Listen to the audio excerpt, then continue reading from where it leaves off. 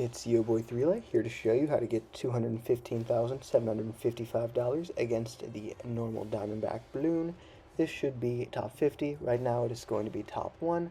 I did an upgrade in my real run so that I wouldn't be at a score above y'all because there is some timed variability. So you guys should be fine here. I just bought Hard Thorns on the Druid when it is completely unnecessary. Without further ado, let's get in. Start off with a Druid as close to the track as possible, and you want it to be so that it can touch the inside of the left track, alright?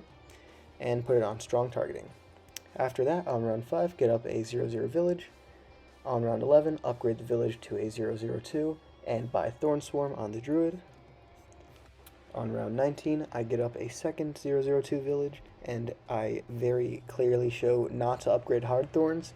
It's insane that I missed that. That's what I get for not watching my own guide. Kind of a skill issue. In the middle of round 21, I get up a Dartling Gunner. I kind of did absolutely horrible timing, but it doesn't really matter if you get it up mid-round or not. I just like to stop a couple extra leaks. Don't worry about it. Just get it under 2 discounts. You are going to have to do like some Dartling micro, quote-unquote micro, until we get Churchill. It's really easy. Target the balloons and you'll be fine. As long as you don't go below 0 lives, your life count doesn't matter. So really don't worry about it, and we're going to go for Churchill next. Alright, next up, during round 27, we can get up a mid-round Churchill. Just place it under double discount. If needed, you can upgrade the left village to larger radius. We'll be doing that later anyways to get jungle drums, but it shouldn't be needed now. The placements are not that tight. It's kind of a skill issue if you do need it. Anyways, now that we have Churchill, it's going to be extremely easy. You can lock your Dartling in place. During round 28, get up Druid of the Jungle. Anytime before round 33, get up Advanced Targeting on your Dartling Gunner. Alright guys, on round 36, we're going to do some intense Dartling micro. Just look at this. Wait, are we even doing micro? Oh, there we go. Okay, here we go. We gotta stop the leaks, guys. We have 6-7 lives, and we need to keep it that way. And now, by greedily not buying faster barrel spin, we can afford to get Jungle's Booty on round 37. And before anyone complains about my bad humor, video editing is not fun, and I'm 17, so my humor is supposed to be bad. For 39, just get up like 0-3-0, I think is the Dartling Gunner that we got up here. Yeah, this guy's gonna solo the boss. This boss is really easy on normal mode. Alright, I skipped ahead 2.5 seconds so that I could yap more later. So pretty much for this boss, all you're gonna want to do is hit the tail. Genuinely just aim it at the boss, any part of the boss actually. It's got, please just hit the boss, okay? Aim for the tail, you'll do more damage that way, and you'll freeze the boss. At least one of those two things is true. I'm not actually sure how this boss works. Someone please explain to me in the comments, but this works, so yeah, hit the tail the entire time, and once you can't, just hit the boss. Also, at some point, I upgraded to a 1-3-0 Dartling. Don't ask when, I don't know. Boss is over now, I sped it up. Alright, and now mid-round 57, we should be able to get up the Spirit of the Forest. This guy is very good for both Diamond Balloon cleanup and regular balloon cleanup, so it just makes this whole run super easy, and it gets a little bit of money, which is nice. If you are like a round behind, it doesn't matter. Even if you're 4 rounds behind, it doesn't really matter. Just get the Spirit of the Forest at some point.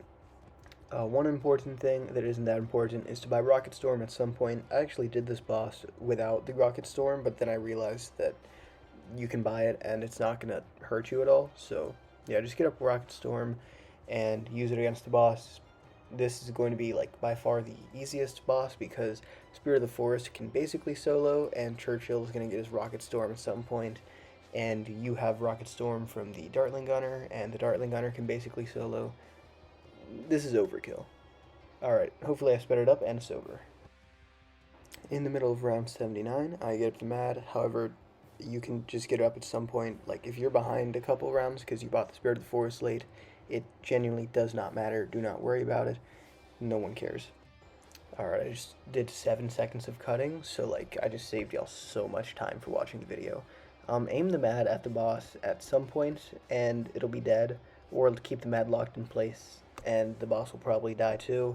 this is also like a really easy, really fast boss, but you do have to actually aim the mad, so I'd say it's harder than tier 2. Just hit the boss, guys, come on.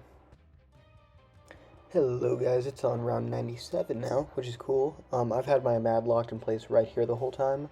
What I've done is upgraded the left village to jungle drums, the right village to a call to arms, and I bought myself a double discounted overclock.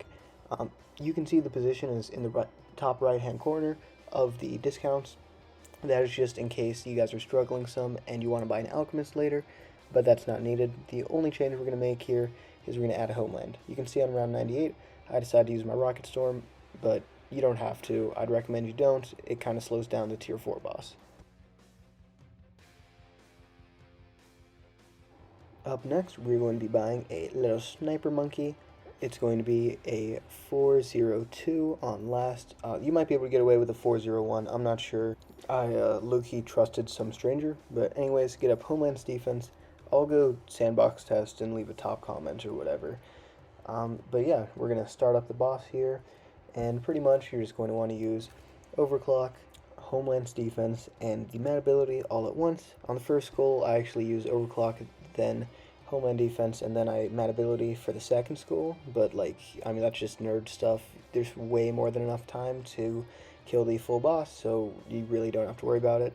I think I'm missing jungle drums right now. I don't know, I'm kind of throwing, but you can have jungle drums and get 15% more damage. But yeah, just watch the footage and you'll know generally what to do. Also, I didn't say this, but like, aim for the Moabs if needed, or use the Churchill level 3 ability. Just try to live. I'm not going to show y'all all the rounds, but here I'll show you the end of 105 and the start of 106.